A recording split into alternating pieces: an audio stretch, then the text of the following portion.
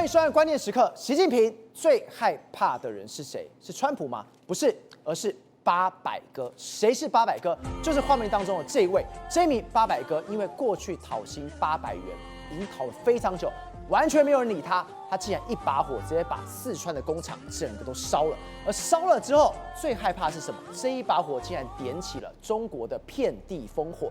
过去这种纵火犯应该马上被逮，而且很多人会去唾弃他。但是今天全中国人有一大部分人都在挺他，原因是因为这个八百哥不就是一个社会缩影吗？我今天也遇到一样的情况，我一样没有办法拿到我应该拿的钱。而今天就一个人，习近平最害怕的人、最担心的人，竟然是这个平民八百哥。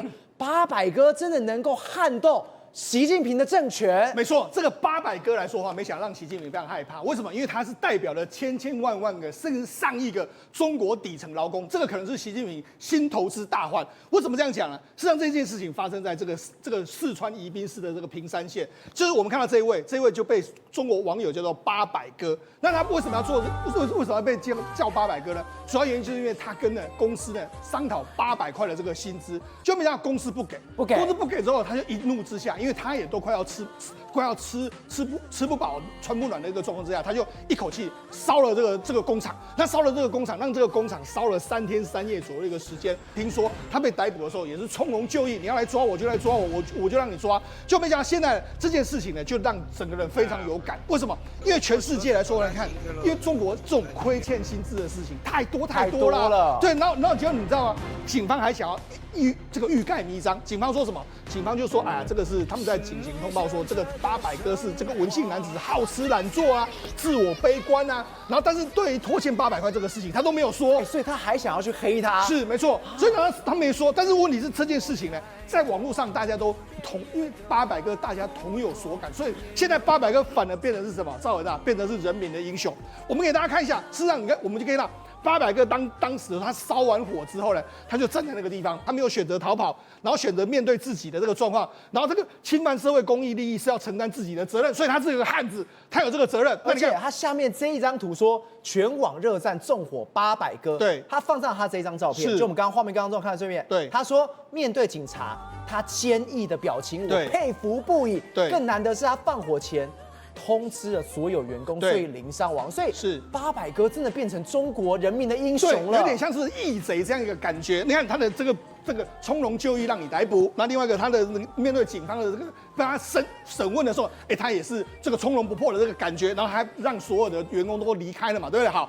那所以呢，你看各大中国网友，你看还弄了他的照片，然后请记住他四川宜宾，然后28岁的纺织工人唯一的自拍照，就是这个八百哥的这个自拍照哈。所以现在中国网友全部都在热传，人家还说他什么人民英雄，对不对？因为人民英雄，对，因为底层长期受到这个剥削嘛，然后维权困难嘛，那八百哥点燃了打工人的怒火，燃烧自己，照亮别人啊。那另外他相信说，给全国工厂的老板上了一课，甚至很多人就说，我要这个给八百哥他们家人我要捐款啊，然后我要这个请这个律师等等的一个状况。好，那你看网友说什么？你看一夜间他的事迹火遍大江南北，然后他让老板含泪血赚800块。那800可能是所有老板餐桌上的一道菜，但他可是好多打工仔好几天的生活费。800壮志守四海，800工资照青天。坏人从来不怕你拿起法律的武器，而是怕你放下法律拿起武器。所以你看，所以这完全都是一些基层的怒火，因为八百哥对整个真的是遍地烽火。对，所以大家都开始心有所感，在网络上发表。那甚至还有人说，你看这个全网封锁这个八百哥，然后可怜的他父亲瘫痪，然后母亲多病，然后这个妹妹念书，然后个个都要钱，他是家里唯一的栋梁。800块也许没有老板一瓶这个酒值钱，但是却得拿一家人是救命的开支啊！800个的做法肯定不对，但他还能怎么办呢？所以你看，网络上掀起的反而是大家知道他的事情之后呢，完全站在800哥这一边。那现在官方的立场就相当的尴尬。为什么？你看官方还说什么？官方马上就说，这个马上就说，他发了第1份之后再发第2份。他说网络传的时候纺织厂扣客啦，然后拖欠这个800元的工资，他说不属实，假的。对，假的。可是问题是他说明了，更让人家觉得生气。为什么？他说呢，文姓男子呢已经跟这个主管申请离职了。然后离职的那一天呢，说要这个手续还有剩余的5370块的薪资结算后，立即提出当场支付薪资的要求。但他就说呢，我们同意发给你，但是我要审批。那审批的时候呢，要一个流程嘛。然后他回到家之后，再次联络主管，要求赶快付给我工资嘛。就没有之后，他就心生报复的念头。所以关键在哪里？我的确当时是要给你钱，但是要走流程，要审批。我没办法等啊！我等了那么久，我什么都没有。赵和，我跟你讲吗？你用这种所谓走审批来说话，有可能拿得到吗？他给你扣个很久的话，你永远搞不好拿不到、都拿不到吗？对啊，所以人家后来才看到，看到他这个事情来说，原来他不是800个啊，他是5000个啊，不是拖欠800，是拖欠5000多啊，欠更多。对啊，所以人家就说你真的是提油淬火，你越做越多，就没想到大家就开始这样烧起来，而且烧起来的时候，你看他们还逮捕他们辟谣之后还逮捕说，你在网络上你敢支持这个800哥的，我们现在在网络上来说话，你看有这个不实讯息之外，然后还准备怎样？准备要封锁，因为他们微信都可以查到个人嘛，他开始去查这些人，你敢发你的号码，你的这个号去挺这个800哥，他就开始这样，在网络上肉搜你啊，然后这样一个状况啊，而且这太夸张了吧？真的是有人真的是被抓到了，是被抓到之后吓死。不就是一个维权吗？有必要这么大动作？官方辟谣，这本来就要做，是没错。有必要真的抓人，而且他真的抓了。对，而且你看，他还在人民网上面来说跟你说这个资料，看这个宜宾纺织案的这个纵火案呢，他说初步查明，然后很多人在那边发什么这个假的讯息，来说我们要抓他。所以你看，中国方面来说是用一个非常高规格在处理这件事嘛，哈。那为什么处理这件事？因为很简单，因为这件事情来说，让很多工人呢真的心头痛。好，那为什么这样说？我们讲这个案件来说，是这个四川宜宾的这个纺织厂，它是一家这个现代化的工厂。那现代化工厂的时候，结果没想到它的同业了，有一个央企的这个中国机械旗下的一个纺织厂，他就发一个文章，他就说什么？他就说，事实上这种事情来说，你看四川50万这个纺织厂的这个纵火案，揭露出行业的三大隐痛。对，什么隐痛呢？他就说第一个，因为智能生产的模式之下，技术升级不等于管理的这个进化，就等于管理的可能还是有一些问题，有一些疏忽了哈。然后另外一个是什么？因为它自动化，因为他说这个工厂里面来说是自动化，你看它有这个智慧化的这个生产线嘛。那智慧化生产线的时候会怎样？它不需要员工，所以他必须要这个裁撤员工。所以为什么这个文姓的这个工人他要离职？对，因为他可能被裁掉了嘛。被裁掉的时候，所以他心生不满嘛。你裁我 OK， 你给我的5000块你不给我，对不对？不给我，那我当然就纵火嘛。所以这是第一个管理的问题。再来就是说，可能因为这个产业在发生变化。那第三个是什么？他说什么？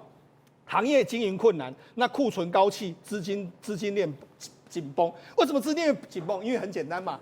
赵，我跟你讲。纺织厂现在谁跟谁在打贸易战？中国在跟美国打贸易战嘛？你这些纺织厂活不下去的时候，它有些可能还会再留在这个四川宜宾，但是有些就要移到越南去嘛，移到海外去嘛，或者它现在的订单就减少嘛，所以就变成是这样。结果你看，这个央企原本要来解释这件事情，结果反而讲了中国经济的一些状况。就第一个，你可能管理不当；再就是说，你可能这个 AI 自动化到底对中国是好还是不好？你可能会有产生更多的失业。再就是，他也承认中美贸易战对他们产业形成非常大的这个影响嘛。好，那你就讲为什么这个所谓800哥会引起这个大家的这个共愤？我跟他说了，这种800哥不是他单一个例。为什么？因为之前还有发生过另外一个事件是这个，我们讲在江西的景德镇，那有一个当地的这个政协委，还有一个老板，因为为什么他这个老板就是这位，他姓邵，叫邵慧琴。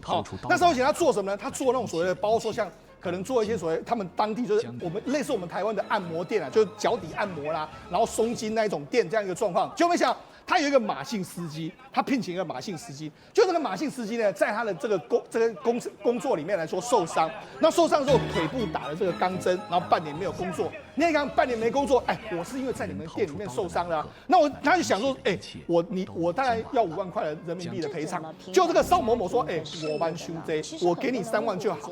就两个人不同意，就打到法院上面去。就是这个，对，那就打到法院，因为他是政协、啊，对，地方上面政协，政协你拿个5万应该也还好，又是你的司机。他不要，他说3万就好，但是就打到法院嘛。那法院判赔，照我问你，法院判赔你就按照法院做，法院要赔，你要赔14万，不要赔10万，他就继续越来越多，对，他就起诉，就上诉。上诉了就2审还是一样14万，那14万照理说你就应该赔了嘛，就他就不赔，他就是不赔给你，然后不赔给你之后，这个马姓司机呢就去找这个邵慧琴，就跟他说，别以为你们有钱有势就可以乱来啊！就那这个邵慧琴说什么？他竟然说什么？要钱没有，要命一条。好，那你既然说要命一条的话，结果赵伟，你知道发生什么事吗？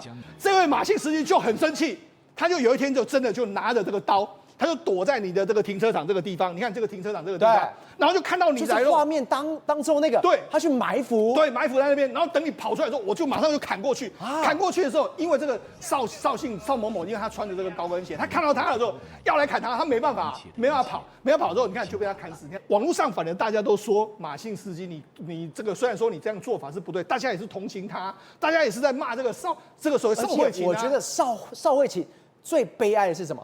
来，我们看到这一段，这段是什么？她当时被追杀的时候哦，的确，邵某某的丈夫也在现场，邵慧琴她老公在现场，是。然后呢，就因为你太太穿高跟鞋无法逃脱，对，没错，你第一个就跑了，然后你眼睁睁看着你太太死掉，没办法，这个他真的是要来砍他太太的命，他太太竟然已经呛瞎命一条啊，对不对？所以我相信这个马姓司机，你好歹也要救一下吧，完全就抛弃他太太。因为这个马姓司机他可能已经太气愤了，他就直接就是我就是要你那个老婆的命，就这样子好，所以就这样好，所以在网络上你看这个这个马姓司机跟这个邵小姐的事情来说，大家还是站在司机这一边嘛。所以这个我就讲，所以为什么大家会站在800哥这个其实类似的事情发生过。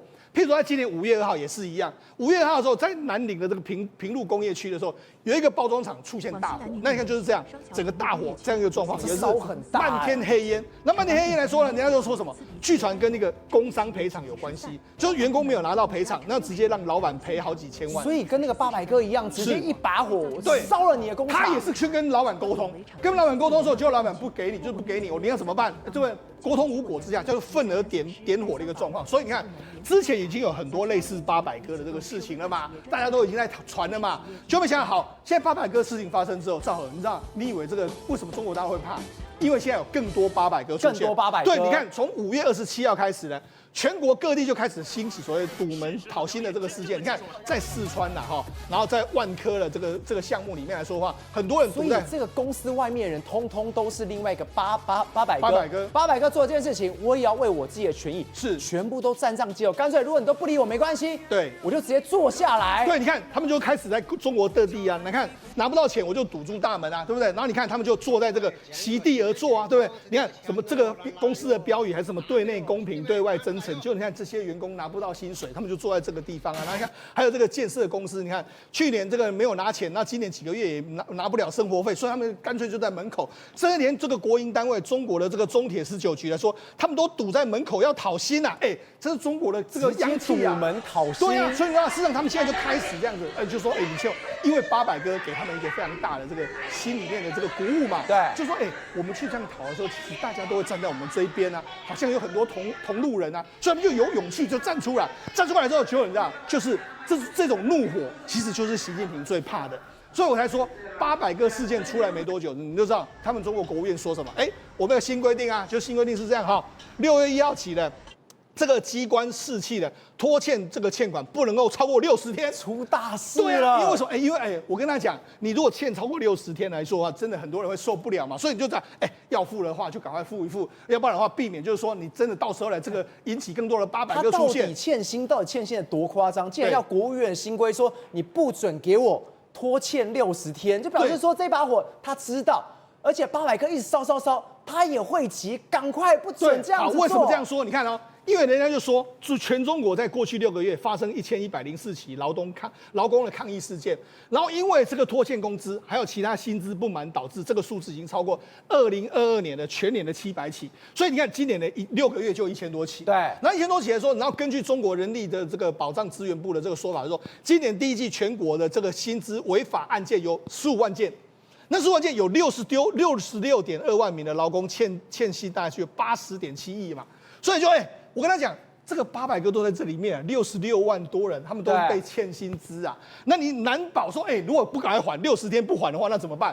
可不到时候他们就真的一个一个爆出来啊。这个星火燎原，这个要赶快把它遏制下去啊，不然怎么办？所以跟你讲，这样我就说，习近平来说，或许他在跟什么这个所谓官斗啊，在跟什么红二代、正二代、跟军人斗的时候，他可以斗得非常有底气。但是呢，这种人民的怒火发出来的时候，我相信他在中南海里面，他其实是坐不住的。因为现在中国真的遍地烽火，每个人都是化身成800哥，800哥可以这样干，我为什么不能这样干？你看到了中国山东的化工厂大爆炸，我们昨天还特别提了这件事情，为什么？因为太严重，那个蕈状云起来之后，想说发生什么事情了？他一度说什么没有公布这个死伤，今天公布了5死19伤6失联，而且这是官方已经有隐秘过的数字哦，这代表什么？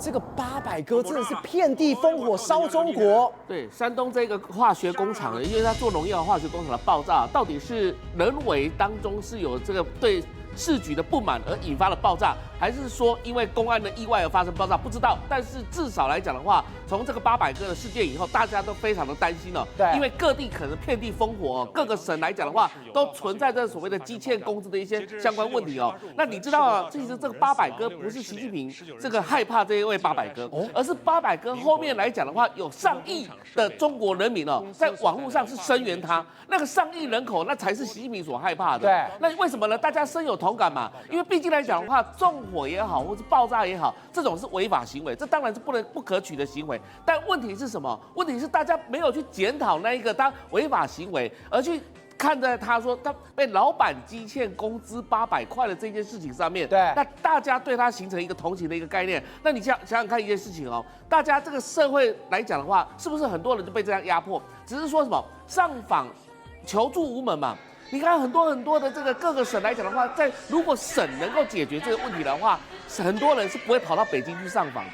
但是如果说800哥他用那么激进的做法去处理这个事情，请问他是第一次去告诉老板说你赶快给我薪资吗？不是嘛，一定是求了好几次。然后你知道这800块来讲的话，对一个老板来讲可能是餐桌上的这个红酒1瓶而已。对。但是对他来讲的话，他给他付房租啊，他有小孩子要钱啊。了。对，是救命钱哎。所以对他来讲的话，当然走投无路啊。你想想看，假设如果他能够去用司法的方式去去讨这一笔债来讲的话，那他这当然就用司法。所以显然一件事情哦，这中国的底层人民哦，底层的这些这个所谓的工人阶级的或怎么样，本来共产党就是以农工起家的，不是吗？对。但是他们已经对中国的体制以及说所谓的救济的这个制度来讲的话，已经失去信心了。所以可怕就在这里。如果说当大家对中国的整个司法体制或者行政救济体制呢，它失去信心来讲的话，那大家一起集结起来的时候，网络串联起来的时候，有可能就变成什么？大家现在讲说800哥可能是什么皇朝之变啊，就像以前一样啊，这个朝代的末年的时候，可能引发民变，引发民变了之后，就把这个政权推翻掉了，然后改朝换代了。改朝换代。对，所以习近平害怕的是这个东西，而不是害怕说他只是积欠那个800块的800哥而已，是引起了背后来讲，所有中国老百姓可能对中国的体制失望、绝望。然后呢，没有办法去寻求救济。那另外来讲的话，当然国务院讲这个缓不济急啊，为什么呢？因为像这种都是所谓私人公司啊，对，他这种纺织厂来讲的话，他积欠这个老板到时候绕跑怎么办？而且你知道啊，这个工厂爆炸完之后，又有多少人失业了，又有多少人没有工作了？所以后面就引起了一大堆的社会问题又出来了。所以你要想到一个事情啊，如果地方官员，比如说四川的官员、山东的官员都没办法处理这些问题的情况之下，那到最后来讲的话，这个可能习近平的政权的确是会不保啊。因为这样听起来，这个爆炸更加的不寻常了。我们以为是什么？可能是一个意外。它今天会不会是一个被意外的事情？对，很多扑朔迷离的事情。你看到这一个四川的这个800哥来讲，他是在5月20号所犯下了这样的一个爆炸事件。然后山东这个是在5月27号，当然各地可能都有，只是说新闻封锁而已。对，那这时候让大家想一个事情，国务院已经下令了啊，这个企业老板你60天内基本上要赶快给薪的给薪。那如果说今天来讲有些工厂来讲的话，它里面来讲。这个做假账呢，怎么办呢？是不是有可能就是干脆一把火就把它烧掉了？所以这个火到底烧的是老板在烧的，还是说员工在烧的？不知道。因为像800哥这种案件来讲，他还是通知所有大家员工说，哎，赶快离开，没有任何损伤。但是山东这个案子，你看到他是5个人死亡啊，对，19伤6失联了，所以代表说什么意思？只有那一种那个冠老板他才会不理员工的人民的生命啊。如果像这种800哥来讲的话，他还有天良，他会什么？他会通知自己的同伴，赶快离开，赶快离开，我要做什么事情。所以山东这一把火来讲的话，可能又有另有隐情。为什么呢？因为有可能背后来讲，包含这个公司做假账，或者是有些什么东西贪污腐败的事情，甚至于说这当中来讲，又有可能跟官员之间有任何勾结，而官员的贪污腐败，希望这个工厂干脆烧掉算了，那以后干脆大家都没有任何事情。宇轩，现在习近平最怕的，难道真的是800哥吗？我们刚刚讲800哥背后代表这些底层人民，才是习近平最怕的。原因是什么？我拿不到钱，跟我的饭，跟我能不能吃饱是有关系。第二是什么？跟经济大有关系。由于什么？我们之前讲过很多次烂尾楼，烂尾楼，烂尾楼。但你看到这个画面，这是四川的山寨版铁达尼号，你知道吗？当时要盖的时候，原本是11年前说要把它盖好哦，还是怎么样？然后呢，它耗资多少钱？10亿元，而现在你看到这个模样，它变成一个烂尾的铁达尼了。照了我们讲无产阶级当时革命呢，仰赖的就所谓的相对剥夺感。为什么你钱这么多，我这么苦，所以我们大家都要一样穷，最后变成一样有钱。但是你看到啊，当朱门酒肉臭的时候啊，竟然花这个大钱，当时说要投资10亿人民币打造一个叫做川版铁达尼。陆宇轩，川普的川吗？不是。四川的川，四川的川，川版铁达尼。那赵尔，请问一下，这个川版铁达尼啊，从盖到现在已经超过10年的时间了，一直放在那边，一直放在那边。本来答应大家说2017年就完工了，结果现在都已经生锈了，上面都住着海鸟了，养着我们讲的乱七八糟的东西一大堆。结果呢，还是没干好，直接变烂尾楼。但是你知道，当年呢，他在启用的时候啊，多风光啊！他当时就找了这个人，这个人是谁？叫做伯纳德。那伯纳德就是当时上演铁达尼号的船长哦，电影的船长哦，就是来这边起航哦，意思就是说我们在帮你造一个真的铁达尼给你开哦。那船长很高兴说：好好，我等着，我等着。结果啊，赵尔不好意思哦，等到了2024年，也就是隔了将近快要10年的时间啊，这个船长啊，在去年的6月已经不幸的过世了啊，船呢？就过世了，船还没盖好，还没盖好。他一直在等的时候，你什么时候盖好让我去开？因为他当时参加的是永不沉没的铁达尼嘛。就船长呢，我们讲人已经沉没了，还没盖好。就你知道更扯是什么吗？到了现在哦，他原本规划说，哇，我要卖2种票，一种叫做贵宾票，2888人民币；一种叫做至尊票，5188。你买了至尊票呢，你就可以体验 Jack and Rose， 你可以站在船头哦，去体验那种我们讲的这个 Around the World， 全部整个电影场景你都可以模拟。结果呢，最后他发现说想太多了，这根本赚不了钱。所以你知道发生什么事吗？资金方哦直接断裂。就盖到大概2-3年的时候，就说别盖了，别盖了啊，干得很好，下次别再干了，就跑了，不然这赚不了钱的生意嘛。因为当时哦，什么5万吨的，然后有观景台、游泳池，好啊，就是你电影看到的场景，它原本全部都而且他卖什么？他每晚入住10万块给你这样子卖，对啊。所以我跟你讲啊，他本来是想说我们要削凯子嘛，因为中国那时候经济正在起飞，但现在已经没啦，所以没了状况之下，就只能变成烂尾楼。但是我跟你讲哈，他资方嘴巴很硬哦，跟你讲说，你们不要乱讲哦，我会继续盖下去哦，我还是会把它盖完哦。他是这样讲啦，但你自己再看影视，整个都已经生锈到，我觉得我一脚就可以把它踹穿了。拜托一下，还这个敢下水吗？对不对？但是四川人啊，对于铁达尼我也不知道有什么样的执着，他其实不止这一个而已。过去他们就盖了一个山寨版的铁达尼 ，OK？ 你看到1层、2层、3层、4层。那以前呢，曾经盖的铁达尼，它不是放在海上，它是放在湖中。那现在它已经成为一个废墟了。而且赵尔，你知道他那时候弄出来的时候，它的最后的工作作用是做什么吗？反而都是一些莺莺燕燕呐，对，灯红酒绿啊，声色场所、啊，对，跑到这边来进行。所以我心里说，这不是铁达尼吧？这是跑来湖中间躲警察了吧？那警察不好抓，所以呢，都做一些我们讲8大的行业的生意都在这边。所以等到呢，现在还真的有人进到这个里面去，跟鬼屋没两样。对，因为已经荒废了嘛，那有人就想要去探险，就探险之后呢，被他吓了一跳。你看哦，这个地面上啊都写一些很恐怖啊，用红漆我在里面，还有老鼠啊，对，然后你看哦，这个地上有不明的杂物，然后有这种布条，还有什么？还有头发，吓死人！而且呢，甚至还有什么诡异的雕像，也不知道为什么有一尊雕像，你看哦，就这样在里面，然后整个布满蜘蛛网呢，布满灰尘，他们看到时候有毛骨悚然，根本就是我们讲的这种恐怖的探险。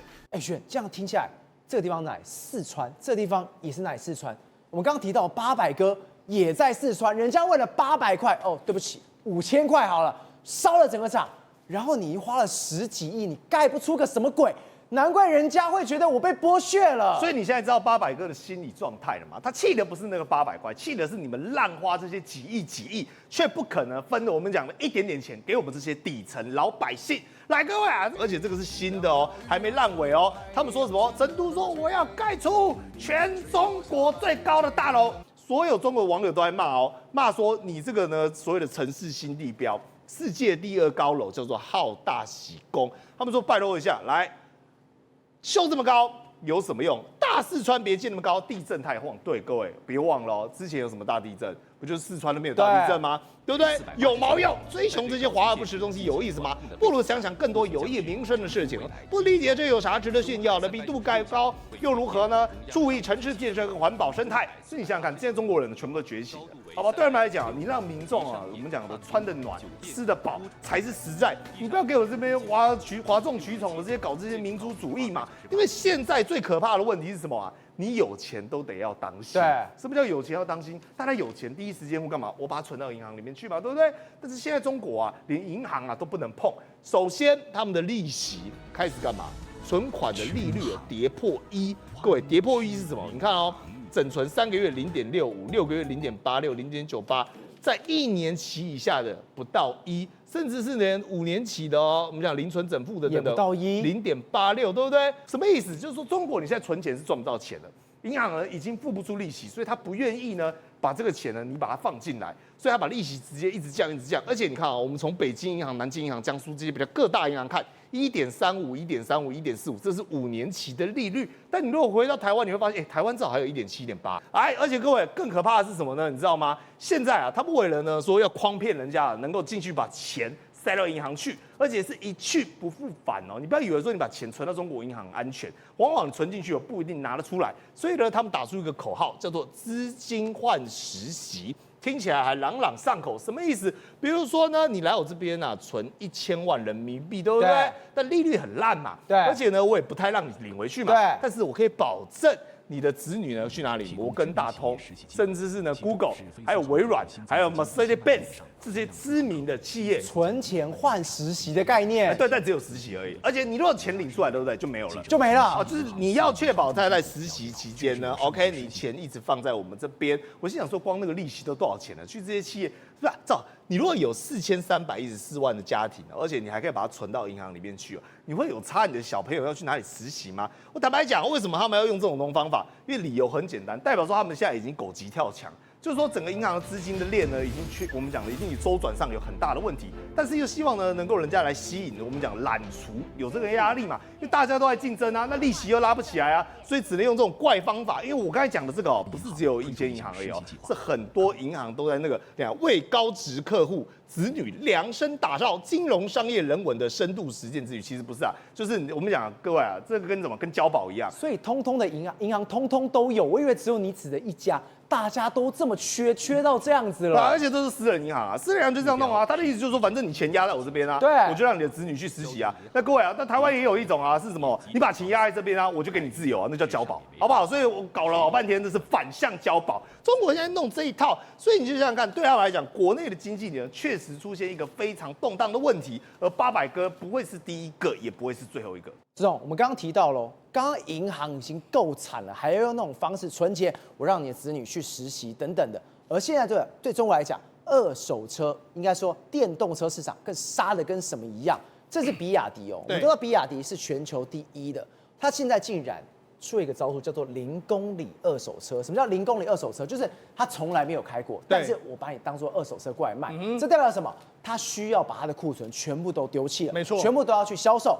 我们这样讲，比亚迪，你说要全球龙头也要这样干，而且比亚迪，你现在唯一的敌人只有你自己了吗？对，没错。像这个0公里二手车这件事情来说的话，这几天被这个闹得沸沸扬扬。为什么呢？因为是让中国的官方邀请了这些所有电动车的厂商到中国来，在这个官方机构来谈一件事，说，这个0公里二手车这个事情太严重啊，你们到底是怎么样一回事啊？你们存货到底是不是真的非常高的一个状况？好，那为什么这样说呢？我们给大家看一下，过去一段时间，这是长城汽车的说什么？他说，董事长说，这是常年价格战导致资的这个企业的这个现象。那为什么会有所谓0公里二手车呢？简单来说，就是因为新车做下来之后，本来就放在这个展销间里面嘛，或放在库存里面嘛。但是慢慢，我又有新车要推出了，这种比较稍微旧一点的车，那怎么办？卖不出去，那怎么办呢？我就直接把它挂牌。领牌出去了，而且就把它这个卖出去了。对，那你想说，那到底他们在玩什么游戏？因为很简单，我变成0公里二手车之后，我把库存销出去了，对不对？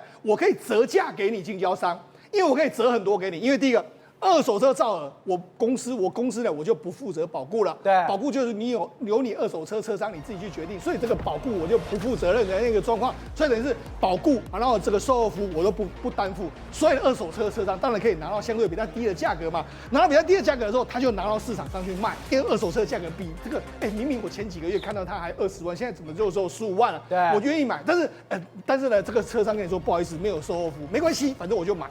这样，所以这让市场上担心什么？你比亚迪卖出了这个车这么多辆，你搞不好里面很多都是这种0公里二手车嘛，都是造假的一个状况啊。那这种问题是这种游戏能够玩多久？你一直把这个车塞到二手车市场之后，二手市场卖得掉吗？如果卖不掉的时候，造好之后变成什么现象？变成你所有车都要塞到二手车市场，二手车市场就爆掉。然后这个事实上你中国根本没有这么大的需求，但是厂商一直认为说，我卖得掉，一直扩产。所以就变成是个恶性循环，它可能会变成汽车版的恒大，就没错，所以中国人为什么会很担心这件事？那你可以看到那个，你看我们可以看这个网络上面卖的，你看因为他们可以调查嘛，你看这是秦 LD 的这个款式，2024年款，那你看这个开车的这个里程数100公里之内，所以有时候几乎是没有开的一个状况。好，那我们就讲为什么中国要搞这一套？你看。今年的1到4月的时候，比亚迪一共这个生产了1000多万辆，对，比去年同期增加11%。好，赵文，你知道这1000多万辆是什么意思吗？你知道吗？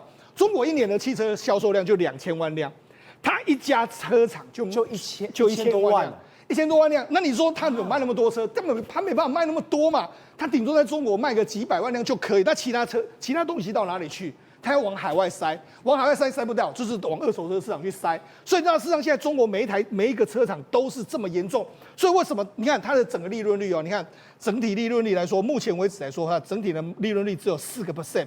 那4%是什么意思呢？你看卖一台车，我100块，我只能够赚4块。这根本就毛利很低。这个什么毛利你知道吗？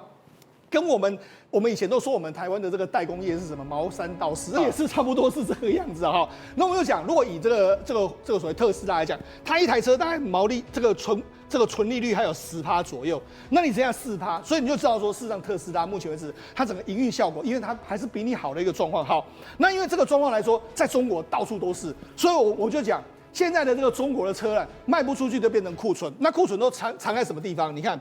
这是什么？这是在他们的这个高价之下，高价市场你仔细看都是这一种二手的比亚迪，而且都是新车，而且可能生产没多久，搞不好它2023年款式，搞不好是2024年，全都藏在这边了。你放那个地方啊，他把它库存藏起来啊。另外你看还有什么地方？回收厂旁边，回收厂旁边你仔细看哦，它其实都是新车有时候都是那种这个0公里二手车，都在那边一大堆，它就放在这个地方，没有挂牌，然后丢在这个回收厂旁边。对，然后还有什么地方？还有地下停车场。地下停车场里面，你有时候你开进去的时候，你以为说，这个是好像住户，没有，它其实都是比亚迪的车。你看现在什么状况？这个比亚迪的这个存货开始节节的攀升，对，它去年的存货已经高达1160亿左右人民币，然后再加上说它有那么多的二手车的0公里二手车，那会导致什么状况？恶性循环，所以很多人很担心它是下一个恒大，原因就在这个地方。好，那尤其是你看。现在被人家踢爆这种二手车的这个0公里二手车，这个对他自己本身就有一个伤害。赵尔，你知道吗？事实上，你要买比亚迪的新车的时候，你会想嘛？对，我比亚迪这个新车买进去之后呢，你会不会很在意它的二手车价格？当然会，对吧？我们买车都很在意嘛。就你看，它因为这个0公里二手车之后，导致什么东西？它自己的品牌价值一直不断的在往下降。你看，这是中国的一个所谓自主品牌的变化。这一个这个蓝色是3月，然后这个粉红色是4月，你可以看到。比亚迪的评价，它二手车的这个所谓评价，你看，反而在下降。也就是说，因为你太多库存车之后，就开始你的这个本身的评价从45.9降到45.1，降那么多。对，你的保值率开始在下降，因为你有太多0公里二手车，大家都知道了嘛，哈。那你看它整个保值率来说，都已经不到50%，就是说我这个车。买了之后，3年之后已经不到50%左右一个数字，哈。那你看，因为它这样杀价之后，导致什么结果？导致呢中国全部的这个电动车大家都在杀，卷来卷去。那这几天的时候，就有人在网络上 po 这个文章，这文章是深蓝汽车。深蓝汽车其实它也是中国大品牌下面的一个这个电动车，就这样，你坐上电动车的时候，他讲我打开荧幕啊，打开荧幕啊，怎么会是广告？对，原本我要听我的歌，我要看我的影片啊，怎么跳出广告？就原来是这个官方啊把这个广告放上来，就说我们有这个所谓的这个权益啊，你一个这个车主呢，你们首购车主呢，你们要查收我们的这个购车券啊。等一下，这也太扯了吧！我今天是驾驶哦，我把我车开起来，哎呀，我来调一下我的音乐，没想到一打开，怎么是广告？你强迫我收看？那为什么要这个广告？因为他们现在卖的不好嘛，他们希望说，我们给你这个1万块的这个专属，它还会自动转弯说你一定要强迫你看，这哪我们给你，这是我们给你的福利。你是深蓝的车主，我们给你的福利，你有1万块的这个购车金，赶快去买。就是因为他们现在卖的不好，他希望说，你来多买一点点。而且他说提醒你首购的这个车主呢，可以查收这个深蓝的购车券。对，而且有一半还不知道这是1万元的专属福利。不是你讲到最后还是什么？各位赶快去买车，是这个概念啊。好，那为什么要这样做？我不是讲嘛，因为深蓝车来说，去年的一段时间来说，它成立在2018年，它是长安汽车下面最好的这个独立的这个运动这个所谓能源车品牌。